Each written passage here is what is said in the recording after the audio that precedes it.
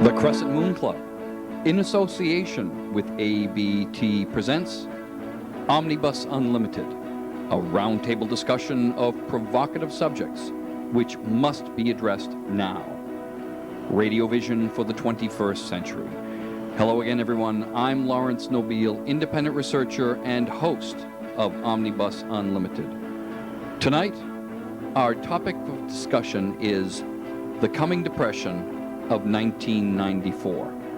With me to address this subject is Tom Murray, psychic healer and medical technician from the Columbus Medical Associates in Boston. Tom, thanks for being here this evening. Good evening, Larry, and hello, John. How are you? It's always nice to do another show, and the thing I enjoy the most about the show is the transfer of ideas and the ability for our learners to see or hear a different viewpoint on some of the things going on in their world. Indeed. And of course, joining us again, as always, is the producer of Omnibus Unlimited, John Horrigan. John, thanks for chiming in. Oh, you guys are way too good to me. Okay, Tom, the coming depression of 1994. Many people have theorized that such a depression would happen. Ravi Batra, for one, wrote a book, a best-selling book for some time called The Depression of 1990. 1990 came and went, and there was no depression. Many people have revised that to 91, 92, 93, and yet there is no depression. What can we add to this that would even indicate that there might be a depression in 1994? And indeed, if this is a depression, is it local or global? Larry, a couple of good points there as you're mentioning. First of all, is this depression going to be local or global? And today, with the major economies of the world, and to a great extent, most of the lesser economies, almost every country in the world is pretty strongly affected by the economic strength of any of the major world economic powers. To give you an example, the Japanese yen is supported in Japan by the growth of Japanese exports, as is the real estate market in Japan. You actually have to be quite wealthy to live in Japan in any kind of housing. And very often parents will or grant their housing to their children because their children, who are the beneficiaries of the present Japanese economic boom, can't afford to go out and buy a house as children in America can do. Yes, fewer people today can afford to buy a house than our parents could, but we're actually economically more free to go out and purchase goods than the Japanese in Japan. The wealth of Japan is a little bit of an illusion because Japanese is really corporate Japan. A lot of that money you see goes to the corporation, and the corporation makes money. So you're suggesting then that almost literally the entire country of Japan is little more than a giant corporation? Yes. I'll give you an example. A recent movie came out called Rising Sun, starring Sean Connery, and he mentions the statement that this contract negotiation between an American business and a Japanese business, it's mentioned in the movie that this contract negotiation isn't really a negotiation between a single American company, but between this American company and many, many Japanese countries. Let me give you an example. Let's say you install glass windows, and your cousin makes glass for the glass windows, and I build houses, and John happens to be an electrician. Well, he might give me a certain price on his labor and his electrical tools and electrical installation, and you might give me a certain price on installing the windows, and your cousin gives you a discount on the glass for those windows. So I come in and I say to somebody, I'll build you a house for 20% less than somebody else. That's because all the way around, I have a whole group of people that are in consortium with me to be able to build you a house at 20% less.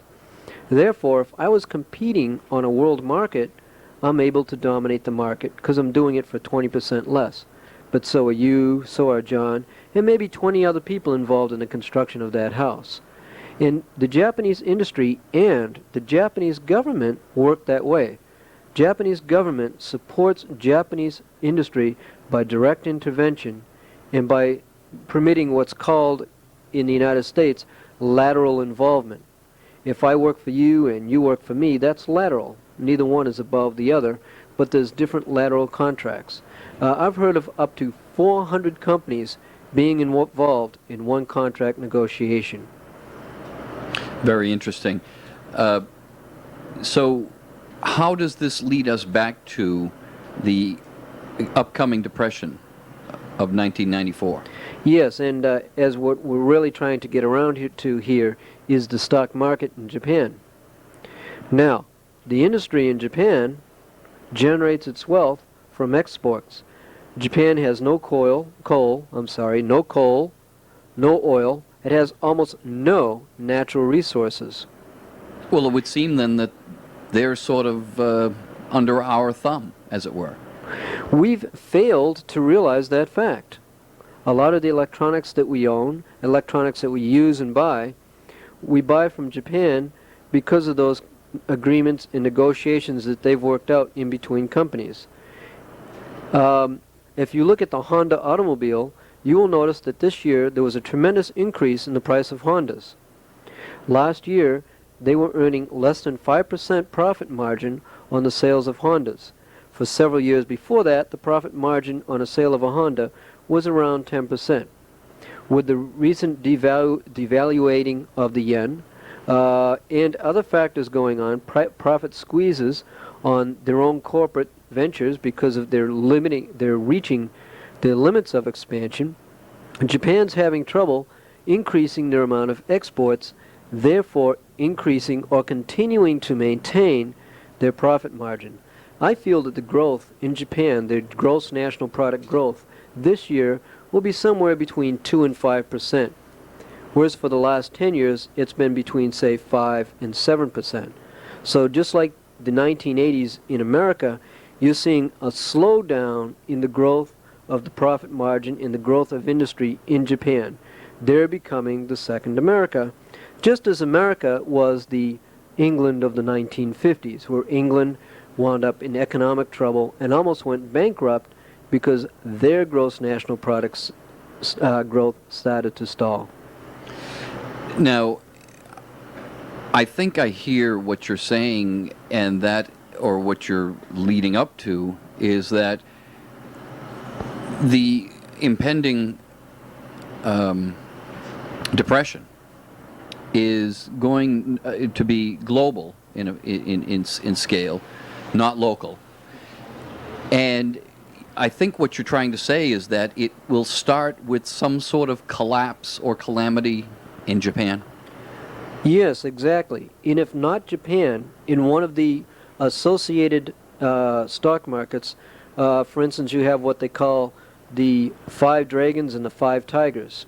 The 5 dragons are the big economies such as Japan, Taiwan, Hong Kong. I can't think of them all right now, but there's Malaysia. Now, Hong Kong is a small place. Hong Kong is per capita one of the highest concentrations of wealth in the world. Hong Kong has almost no restrictions on trade, almost no restrictions on investments, truth in lending clauses that we have here before you buy a house, restrictions on monetary transfers. A bank in Hong Kong can go out of business in 24 hours. Another bank can open in 2 weeks.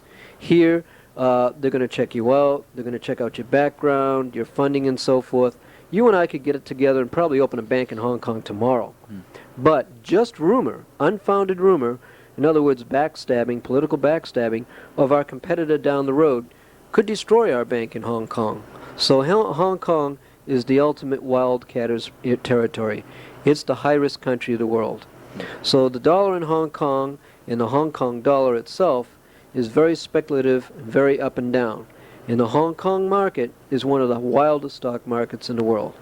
You have to remember, too, that Malaysia's stock market, Singapore's stock market, and some of the other stock markets in Asia, especially what we call the Pacific Rim, are very, very speculative, very, very high risk, as are all the financial markets in this Pacific Rim area.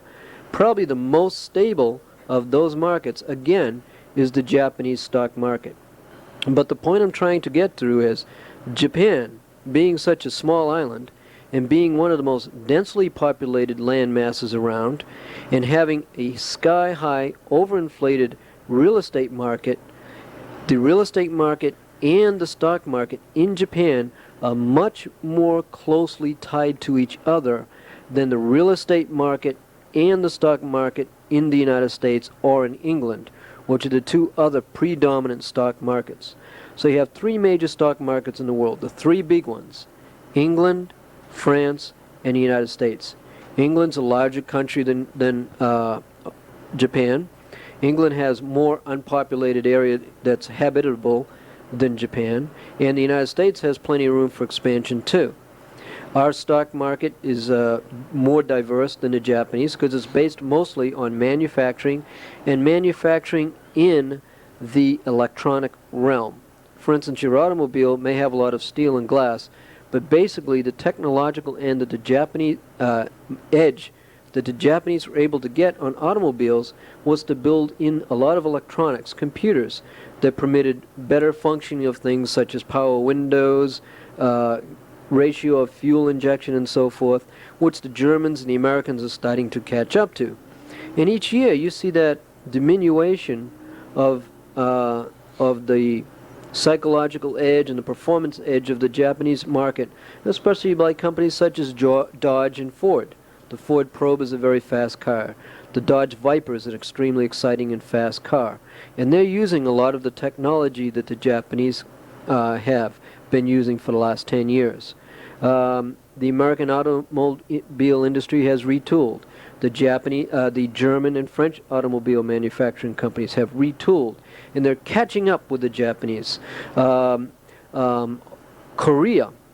a lot of the Korean industry has been what you could call a secondary market.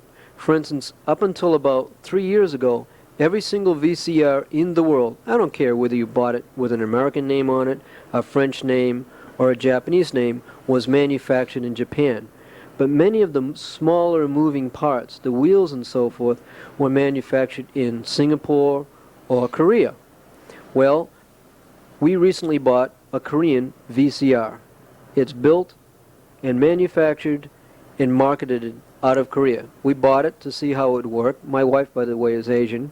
We bought it to see how it would work, and she and I were the only ones in the store that knew where this machine came from. But we're looking at the future. The theme in Korea is, we will be the next Japan. The Koreans are working a 15-hour day, 6 days a week, and they feel within 15 years the average Korean will be where the average Japanese person is. So now Japan has Korea breathing down its throat. Singapore, about 8 years ago, invested almost $2 billion in a technological park in downtown Singapore, in which they were taking basic manufacture a light bulb or a light switch type of light manufacturing, which requires high school and 2-year college education, are building complex electronic systems, and they too are going to be building TVs, VCRs, a lot of the electronic equipments. As I say, this is all going to cut into the Japanese market, therefore into the Japanese stock market. Now I'm going to tell you a little bit about the 1987 and the 1989 stock market crashes in the United States and what they did to the housing market in the United States. In 1987, to quote Barron's magazine, you had a huge U.S. trade deficit. Now, and this is Barron's as of this week, by the way, and the week being the week of, what month is this? August 23rd, 1993. And the U.S. trade deficit exploded, and central banks intervened heavily in the currency markets to prop up the sinking dollar. So although the U.S. dollar is still continuing to be devalued, international monetary interests are trying to prop up the U.S. dollar, keep it at a high level internationally. They don't want the dollar so devalued in value that it takes very little money for their people to buy our products. This will result in a tremendous amount of American products being bought worldwide, and therefore other countries around the world won't be able to sell their products to their people. They'll buy American. One of the best products out there in the world, folks, is still American. This will support our trade deficit cut attempts. It'll support the ability of the American worker to get more jobs and permit us to compete more actively on world markets. The U.S., to show favor with the world markets, is also trying to shore up that dollar by buying our own dollars at an inflated price, thus adding to our own deficit, even as the presidential administration is saying that it's trying to lower that deficit, as the last 4 presidential administrations have been saying. This problem also occurred in 1989 and also in 1987. These incidents also occurred during the month of August in 1987 and 1989, as it is paraphrased in this week's Barron's magazines.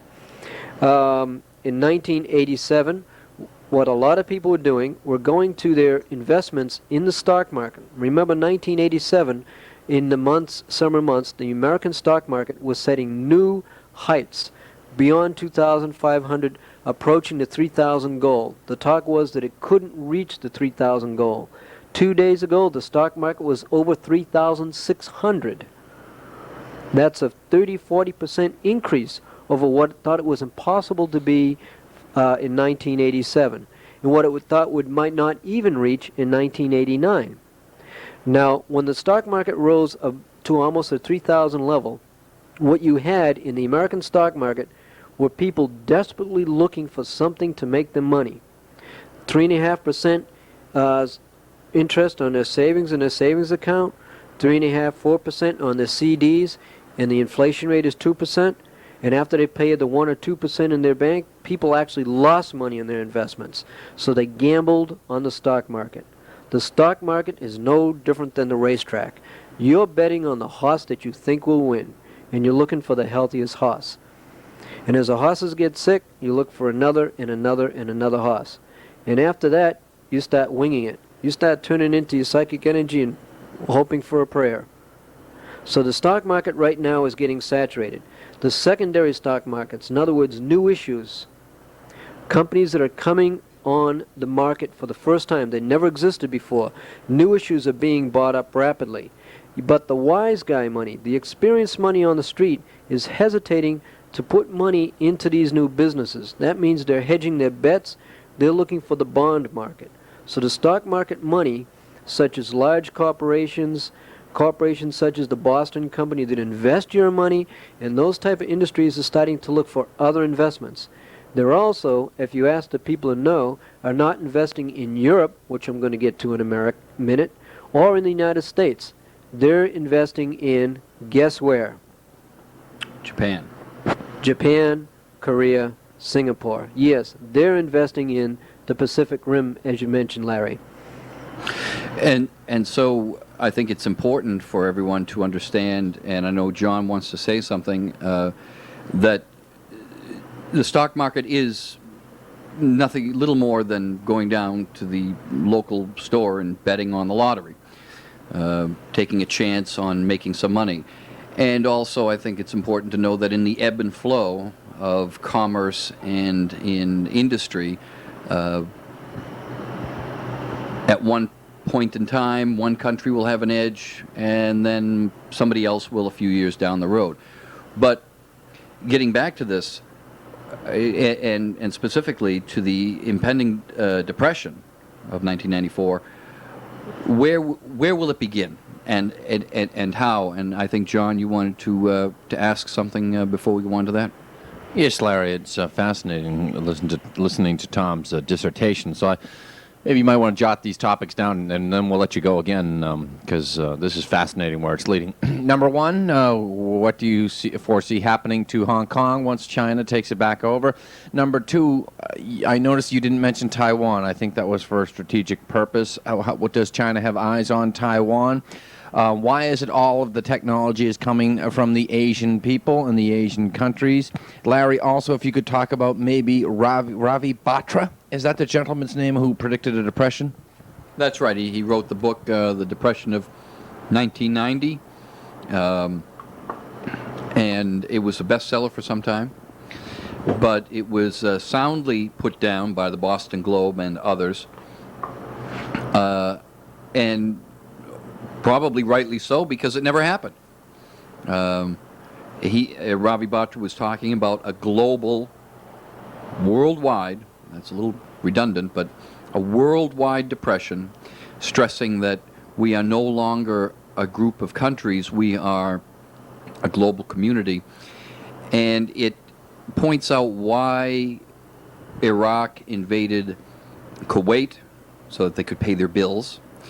It explains why the Soviet Union collapsed, because they could no longer pay theirs.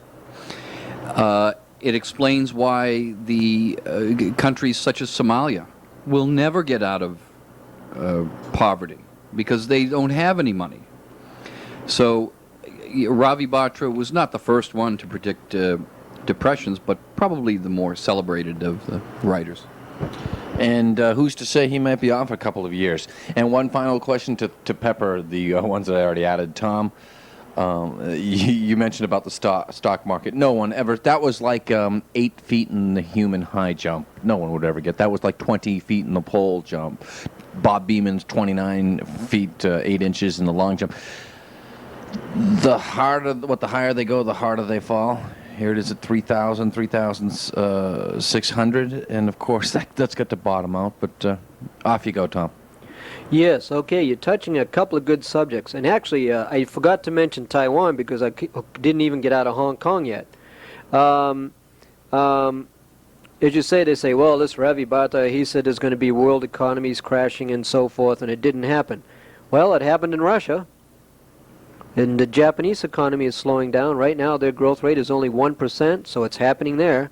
I mean, the people aren't on the street in Japan, but a lot of people in Japan are not getting their pay raises and so forth. And don't forget, the U.S. trade deficit is continuing to grow. It's not getting smaller. And a lot of people that used to work for $10 an hour in the United States are now working for $5.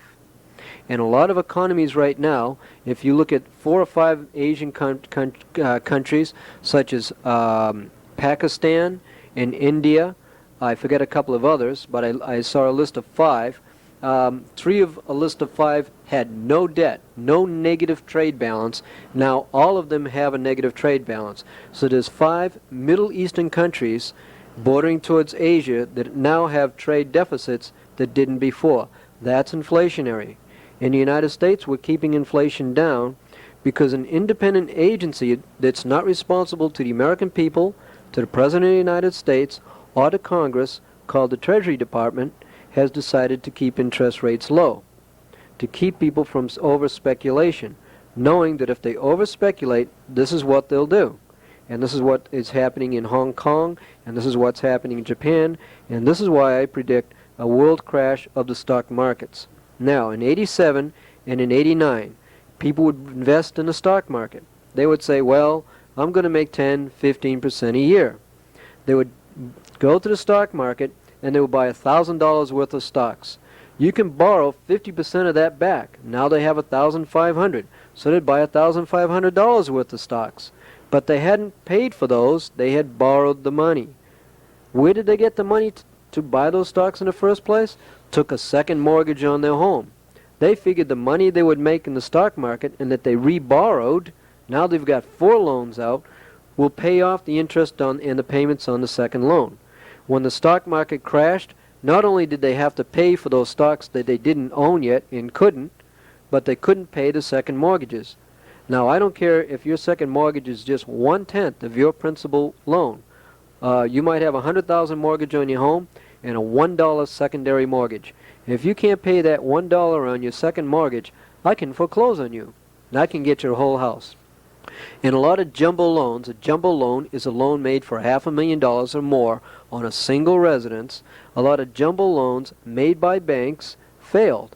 Hey, you give me $500,000, I'll buy a 10-unit house and fill it up with 10 families instead of 1 family, because if that 1 family goes broke, I'm stuck with a turkey.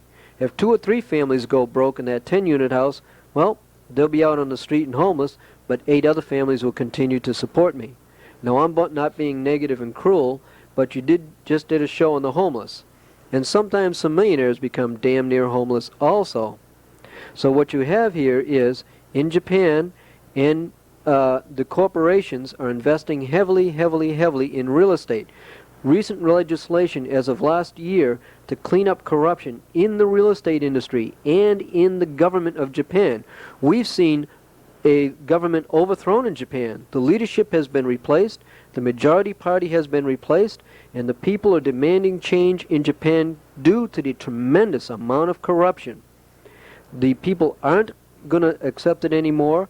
And what's going to happen is that this over-speculation in real estate, and I don't want to get into the criminal activities that people have been subjected to in Japan, but the stock market in Japan is going to crash. It's going to the real estate market is going to drag down the stock market. The money in Hong Kong is going to mainland China now. The statement was made 4 years ago by mainland China's governing policy that the people of Taiwan are Chinese. And all people that are Chinese belong to China. Therefore, once they assimilate Hong Kong and get the money sucked back into the mainland there, they're going to take over control of the governments. In other words, you might be on paper a millionaire in Hong Kong, you might have a Rolls Royce, and you might live in a big house. But believe me, they won't let you leave the island, and they won't let you money leave. That's why money is leaving now. It's leaving Hong Kong now. It's going to Canada. It's going to the United States, it's going to England, it's going to France, it's going to Australia. And they're going to take over Hong Kong. Mainland Chinese government is going to take it over and run it and control it. Hong Kong is going to be the stooge of mainland China. And then they're going to invade Taiwan. There's going to be a war in Taiwan. Okay, so we've only got about 5 minutes left in the show. And you have stated unequivocally that there will be a depression in 1994. Which is the first stock market to crash, and where will the first war break out? Well, I think that, as we say, the Russian economy has failed. A friend of mine just got back from a week in Russia. He was a Russian. He was a doctor in Russia. And somebody said, "Oh, I wish you had brought me back something." He said, "You don't want to buy anything that comes from Russia. We don't have anything to build anything decent with. We don't have any nice stuff for anybody, unless it's an antique. There's nothing there right now." The United States plans to, through the World Monetary Fund and International Monetary Bank, with loans from other countries, plans to loan billions of dollars to Russia to get the Russian economy going. Do we have the money to give them? Not really, but we're going to give it to them. The thought is, if we don't, we'll lose it. West Germany has loaned billions of dollars to East Germany to balance out the payments there. It's just like if I have $1,000 and I give $500 to you and $400 to John, hey, I've only got a couple $100 now. I'm not as rich as I used to be. So the world economy, you have almost half the world that hasn't been using economies. They've using barter systems. Therefore, the profits they were making in the Western economies are now going to be drained off to bring the Eastern economies up to speed, so to speak, for the next couple of years. So the profits, pay raises, promotions, etc., are going to disappear in the West. And as I say, I think the Japanese market, if you stay up 24 hours a day and watch the stock markets around the world, as I have, I've often predicted 2 days ahead when the American stock market's going to take a dive, because I watched the Japanese market, and I watched the British market the day before, and how it was affected by the Japanese market a day and a half before. And that's how I've used my stock manipulations to make money in the stock market. I've shifted money around to beat the edge. It means you stay up for a couple of days, but you stay. He who snoozes loses. So I think that the stock market crashes somewhere in the Pacific Basin will fire stock market crashes in the U.S. and London, and this will affect global stock markets in the world. And it'll be a cascading effect. Yes, and you already have 4 or 5 wars going on in the 18 countries that used to belong to Russia, and you're going to see wars in Asia too, small wars, and war in the Middle East between Iraq and 3 or 4 allies against the U.S. and against Israel. So these small wars also are going to drain down the economies of major nations. And all of this will happen in 1994. Well, it started already. It'll go through 93, 94, 95, several years. Okay. Well, if you have any questions, comments, suggestions, or if you'd like to be a guest on Omnibus Unlimited, send your letter to Omnibus Unlimited, Box 577, Dover, Massachusetts, 02030-0577. I'd like to thank our guests for tonight's show, Tom Murray, psychic healer and medical technician from the Columbus Medical Associates in Boston. Tom, thanks for being here tonight. Thank you. John Horrigan, producer of Omnibus Unlimited. John, thanks for having the show tonight. Thank you, Larry. Fascinating listening to Tom. Maybe we can do a show on world peace and China's threat to world peace. Maybe that could be a nice little ditty. Not a bad idea. I'm Laurence, Nobile, independent researcher and host of Omnibus Unlimited, saying thank you for your attention, good night, and good luck. Omnibus Unlimited is a production of ABT. Omnibus Unlimited, Radiovision for the 21st century, which spotlights the bizarre, the occult, the paranormal, anomalies, the supernatural, and the unconventional. Metaphysics at its best.